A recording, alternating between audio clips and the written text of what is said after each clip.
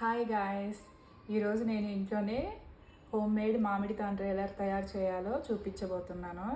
ఈ ఫ్రూట్స్ అన్నీ, ఈ మ్యాంగోస్ అన్నీ మా తోటలో 4 రోజుల క్రితం మా మావయ్య నాకు పంపించాడు.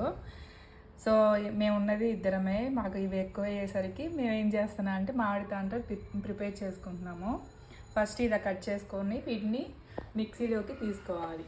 అలా మిక్సీ తీసుకున్నప్పుడు ఇలా వచ్చింది. దీన్ని ఇలా బాండీలోకి తీసుకున్న తర్వాత కొంచెం బెల్లం వేసాము.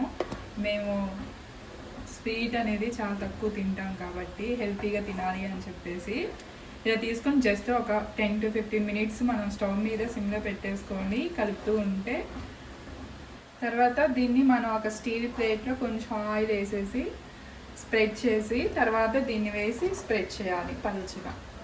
15 minutes ఉడికించుకున్న మామిడి గుజ్జుని ఇలా ప్లేట్స్లోకి వేసుకొని 3 days ఎండబెట్టాలి. ఎండబెట్టిన తర్వాత లేయర్స్గా వచ్చేస్తాయి. ఈ మూడిటిని ఒకదాని మీద ఒకటి లేయర్గా వేసుకొని కట్ చేసుకోవడం.